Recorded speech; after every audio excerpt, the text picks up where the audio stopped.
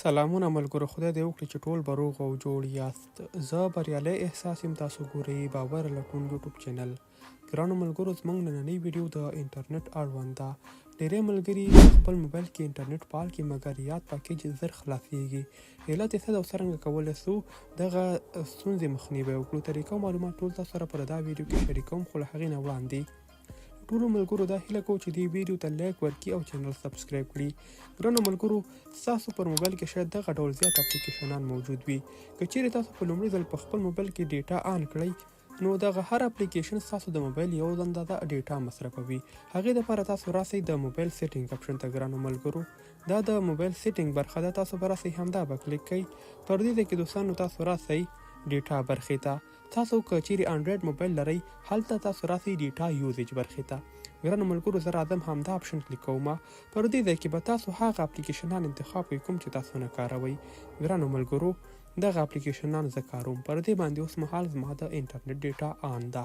تاسو لیدلی سئ 1 GB انټرنیټ یوټیوب مصرف کولی، تر څنګ دا نور براوزر او فیسبوک. زه نه غواړم اپ سټور وکاروم، نو تاسو به سمبالي دا شین ټیک مار ورنه آپ کئ. نو بیا دغه اپلیکیشن ستاسو انټرنیټ نه مصرفوي او نه هم تاسو ته اړوند نوټیفیکیشن مخته راځي. دا تر ټولو غوره اپشن ده. دوهم، ګرانو ملګرو، تاسو فکر وکړئ تاسو په خپل روزمره ژوند کې د کوم اپلیکیشن څخه زیاته استفاده کوئ. فیسبوک کاروئ، ټیک ټاک کاروئ یا هم یوټیوب. اوس داسې وګڼئ زه راځم فیسبوک په خپل ژوند کې زیات کاروم. زه به راسم فیسبوک راخلاصوم. ګرانو ملګرو، کله چې تاسو فیسبوک راخلاص کړئ، دلته تاسو په دې 3 ډاټ باندې یو کلیک واخلئ او له دې څخه لاندې دلته لیکلي دي سیټینګ ان پرایوسي. راسئ همدا اپشن کلیک کئ او دلته سیټینګ برخې ته راسئ. ګرانو ملګرو، په دې بره سرچ کې تاسو ولیکئ میډیا. ګرانو ملګرو، زه راځم همدا لیکم. کله چې تاسو دا ولیکه، دغه ډول یو اپشن ستاسو مخ ته راځي، همدا کلیک کئ. دلته لیکلي دي اپټومایز ویدیو. تاسو به دغه اپشن واخلئ، په ډیټا سیور باندې به کلیک کئ. په دغه طریقې سره به ستاسو انټرنیټ 40% راکم شي ستاسو د انټرنیټ مصرف. دوهم، که چیرې ستاسو دغه نیور اپشن دلته آن وي، نو دا به تاسو راوړئ نیور به انتخاب کئ. یعنې دا څه معنا؟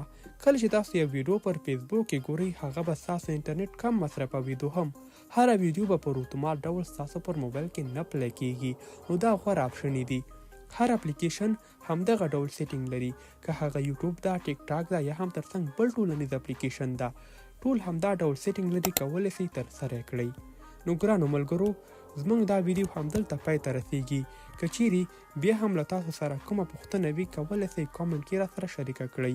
هیله ده چې ویډیو ته لایک ورکړئ او زموږ چینل سبسکرایب کړئ. میلاقیږو به پر بله راتلونکي ویډیو کې. تر بیا ښه وخت، ښې چارې، الله مو مل شه.